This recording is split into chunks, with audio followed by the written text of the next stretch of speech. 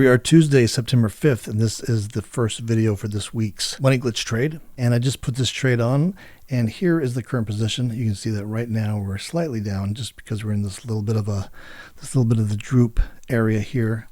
Now on this position, we have worst case scenario to the downside. If the market were to crash, we're guaranteed to make $222. If it were to skyrocket to the top, we have some risk up here of about $175. However, if there was a move up from where we currently are, I would plan to take my profits in this area here. I don't think there would be an up move with this underline that would like gap up past this and not allow me to take profits in there.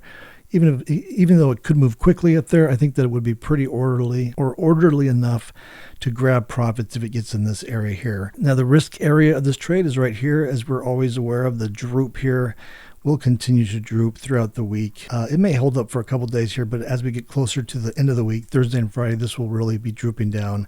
And so ideally we want this trade to move either way, either down or up, get away from this area here, or we'll have to make adjustments the closer we get to the end of the week to prop this area up as it starts to sag down. Now let's just take a real quick look at the Greeks on this.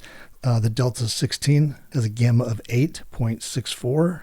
The theta is $203. The vega is 246, and the required margin for this trade is 2,175. Now, as I mentioned in my last video last week, I want to start to move from doing it in this underline, which is the SPY, SPY, into the SPX as I scale up. So I only put on half the size that I normally do with this trade on the SPY. This is the SPY underline right here. And then I put on the same position on the SPX. So we can monitor both of them this week to see how they compare to each other as I start to transition from the SPY over to the SPX for this trade. So let's take a look at this trade on the SPX. So now here is the SPX, the same exact trade on the SPX. Again, I'm splitting my margin up. Half of the margin will be on the SPY, SPY, and then the other half of the margin will be on the SPX, just as I transition from using the SPY to the SPX. So this week is sort of a half and half week, half on the SPY and half on the SPX, just so we can like really look and closely and monitor the two compared together before I make the full transition over. So again, this is the XPX version of it. You can see on this version I have worst case scenario. If it were to crash, it's showing a profit of $1,019. To the upside, the worst case scenario, if it were to take off, is $776. And I think that these are different. This is slightly different. On the SPY version, this had a bit of risk on the upside. It's just because the ratio that I used with the SPX is slightly different than the one I used on the SPY. But it's essentially, other than that, it's the same trade.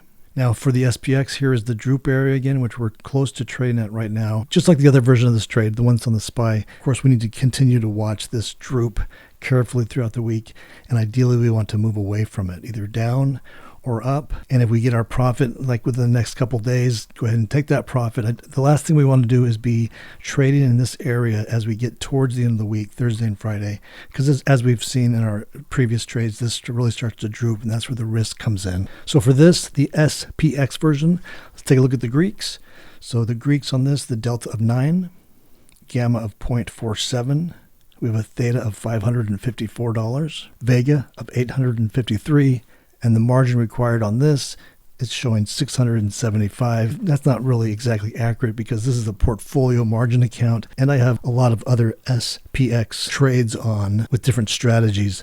That's I'm pretty sure it's throwing that number off. So that's it. That's it for today. We'll continue to monitor this throughout the week. We'll monitor both versions, the SPY version and the SPX version, see how the different risk graphs behave in relationship to how the market moves, and just do a nice side-by-side comparison of the SPX and the SPY as I make the transition from using SPY to the SPX. So that's it for today's video. If you'd like to follow along on trades that are similar to this, just subscribe to my channel below. Just hit the subscribe button, or you can also join me on my website, for which I'll leave a link in the description below.